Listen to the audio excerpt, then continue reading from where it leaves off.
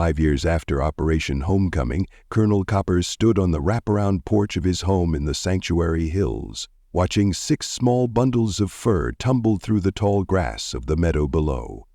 The pups, 4 boys and 2 girls, had inherited their mother's keen intelligence and their father's tactical instincts, turning every game into an elaborate military exercise.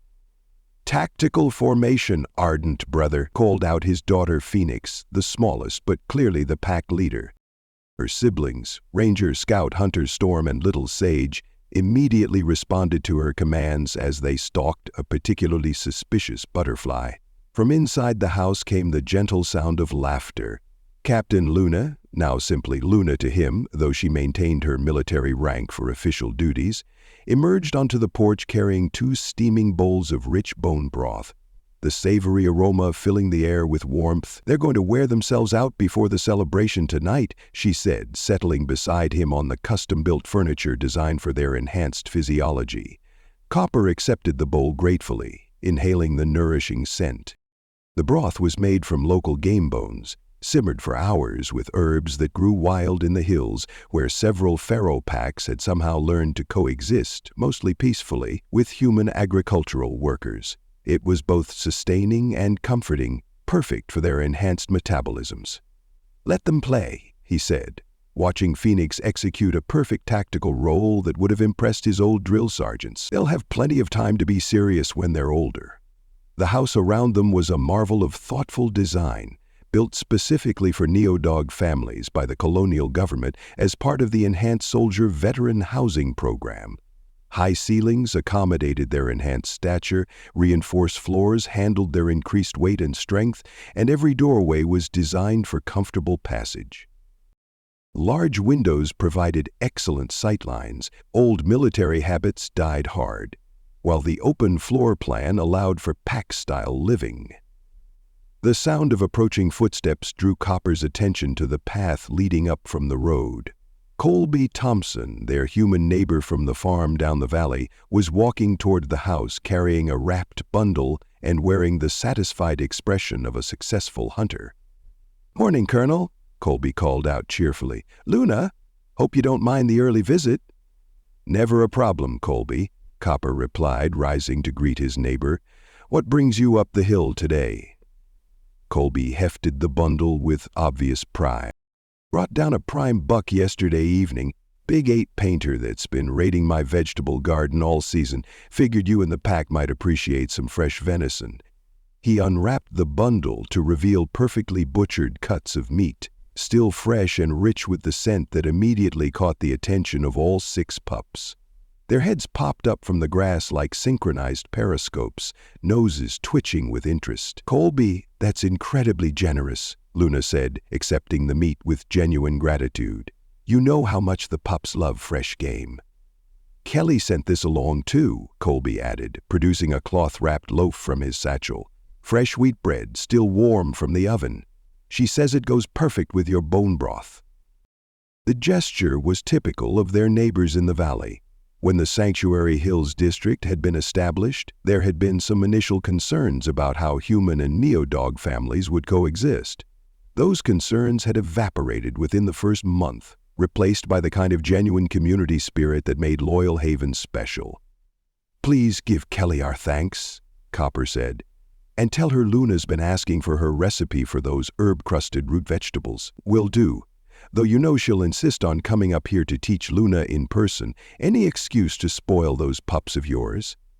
As if summoned by the mention of spoiling, the 6 pups had abandoned their tactical exercises and were now sitting in perfect formation at the base of the porch steps, their enhanced discipline warring with puppy enthusiasm as they stared hopefully at the fresh meat. "At ease, warriors," Copper chuckled. "But no treats until after morning patrol exercises." A chorus of disappointed whines rose from the pups, but they maintained their positions with the kind of discipline that would have made any drill sergeant proud. "They're getting big," Colby observed. "Phoenix there looks like she's ready to start helping with the real patrols soon." "Another year or 2, Luna replied. "Enhanced development is faster than human, but we want them to enjoy being pups while they can." Colby nodded understandingly. The human colonists of Loyal Haven had learned to appreciate the unique aspects of Neodog family life, just as the Neodogs had adapted to human customs and traditions. "Well, I'll let you folks get back to your morning routine," Colby said. "But don't forget, barbecue at our place this weekend. Kelly's already planning to make enough food for both our families." As Colby headed back down the path, Copper felt his comm unit chime with an incoming message. Major Fang's voice carried the tone he'd learned to recognize over the years. "Sir, sorry to interrupt your leave, but we have a situation that requires your expertise." Copper sighed, recognizing the tone. It wasn't an emergency. Fang would have used military protocols for that, but something requiring his particular skills. "What kind of situation, Major?" "We have visitors. 3 ships just dropped out of FTL at the edge of the system. They're broadcasting peaceful intentions and requesting permission to establish a refugee camp." Luna's ears perked up with interest. This was unusual enough to warrant attention. "Refugees from where?" Copper asked. "That's the interesting part, sir. They're Neodogs, enhanced soldiers from the Centurion 4 campaign. Apparently word has gotten out about Loyal Haven being a safe place for our kind." Copper felt a familiar stirring of protective instincts. The Centurion 4 campaign had been brutal. He'd heard reports of massive casualties and questionable command decisions. If enhanced soldiers were fleeing that theater of operations, something had gone very wrong. "How many?" "Preliminary scans show approximately 400 individuals, sir, mix of military personnel and civilians. They're requesting asylum." Luna met his eyes, understanding passing between them without words. Phoenix had stopped supervising her siblings and was looking up at the porch, her enhanced hearing having caught fragments of the conversation. "Papa," she called, "are more soldiers coming to our home?" Copper smiled down at his daughter. At 3 years old, she already understood that Loyal Haven was special, a place where enhanced soldiers were valued rather than feared or abandoned. "Maybe, little warrior." "Would you like that?" "Yes," all 6 pups chorused, immediately abandoning their disciplined formation to bound up the porch steps. "Will they bring pups? Can we teach them the butterfly formation?"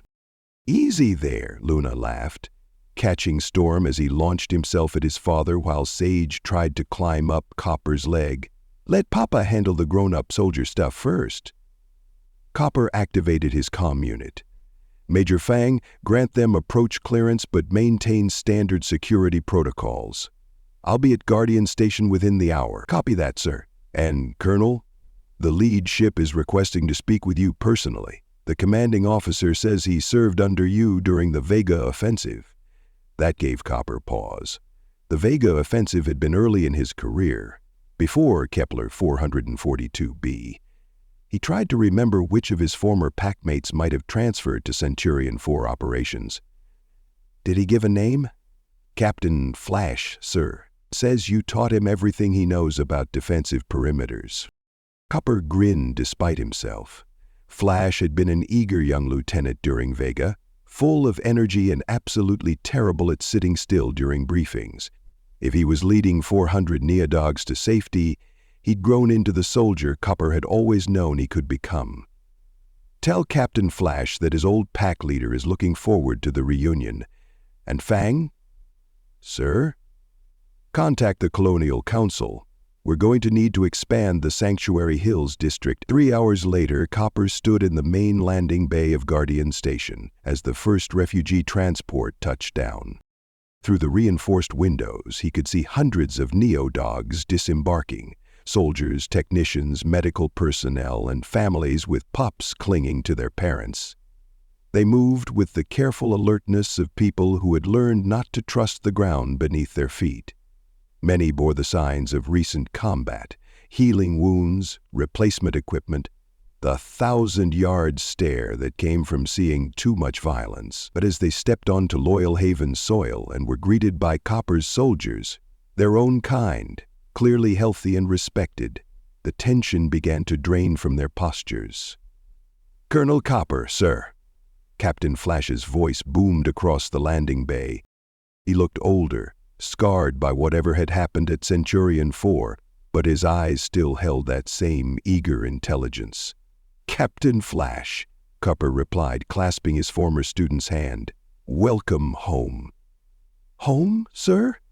"Loyal Haven is home to any enhanced soldier who needs one. We learned that lesson the hard way here." Flash's expression softened with something that might have been relief. "Sir, I have to tell you what happened at Centurion 4, why we had to leave. Command tried to implement a new version of Protocol 7. They called it operational streamlining. But it was the same old story," Copper finished grimly. "Enhanced soldiers, too effective, too expensive, too independent for their comfort." "Yes, sir. When we refused to abandon our civilian support staff during the evacuation of Centurion 4 Prime, they declared us in violation of direct orders. We were classified as deserters. And now?" Flash gestured to the crowd of Neodogs being processed through the landing bay. "Now we're refugees seeking asylum on the one world in human space where enhanced soldiers are still considered heroes instead of problems to be solved." Copper watched as his own soldiers moved among the newcomers, offering assistance, sharing food, and most importantly, providing the simple comfort of acceptance. Doug was organizing temporary housing assignments. Doug was checking medical needs. Tracker was already planning expanded patrol routes to accommodate the larger population. "Captain Flash," Copper said formally, "on behalf of the 47th Frontier Battalion and the colonial government of Loyal Haven, I officially grant asylum to you and your people. Welcome to the pack." That evening, the traditional celebration of Loyal Haven Liberation Day took on special significance. The annual commemoration of the planet's defense had grown into the colony's most important holiday. But this year it also marked the arrival of 400 new residents. The central square of Loyal Haven City was packed with both humans and Neodogs, the two species mingling freely in a way that would have been unthinkable on most worlds. Both human and Neodog ran between the adults, their games a perfect example of the integration that had made the colony so successful. Copper stood on the platform with Major Damascus, now Colonial Administrator Damascus, and the other dignitaries, but his attention was focused on his own family in the crowd below. Luna held Sage and Storm while Phoenix, Ranger, Scout, and Hunter sat in a neat row at her feet, all of them cheering as the refugee Neodogs were formally welcomed by the colonial government. "Citizens of Loyal Haven," Damascus announced, his voice carrying across the square. "Today we celebrate not just our liberation from alien invasion, but our continued commitment to the ideals that built this world: loyalty, honor, the belief that all who serve deserve a place to call home." The crowd erupted in applause, and Copper felt something he hadn't experienced in years: pure contentment. The last pack was no longer standing alone, as they had built something worth defending, something worth sharing. As the formal ceremony concluded and the celebration moved into its traditional evening phase, storytelling, music, and the sharing of food, Phoenix tugged at his uniform. "Papa, are the new soldiers going to stay?" "Yes, little warrior. They're going to help us protect our home." "Good," she said with the absolute certainty of childhood. "Home should have lots of family." Copper looked out over the celebration, watching hundreds of enhanced soldiers, veterans of a dozen campaigns, survivors of betrayal and abandonment, finding their place among the lights of Loyal Haven. Damascus was right. They had built something worth celebrating. The last pack had become the first pack of something entirely new, a place where loyalty was rewarded instead of punished, where enhanced soldiers could raise families without fear, where the ideals they fought for actually meant something. Home. It was a good word. As the alien stars wheeled overhead and the celebration continued into the night, Colonel Copper of the 47th Frontier Battalion allowed himself to believe that maybe, just maybe, they had finally won the war that mattered most, the war for a place to belong. Many thanks to my channel members and Pathfinders. You all make these videos possible. Thank you for listening to this story. I hope you enjoyed it. Be sure to leave this video a like and subscribe if you want to see more stuff like this. Video shares, memberships, and super thanks help the channel grow as well, so feel free to partner with this channel in that way as we grow. With that all said, thank you again for listening to the story, and thank you for your time. On the left side of your screen are some videos I think you might be interested in. I hope to see you in the next one.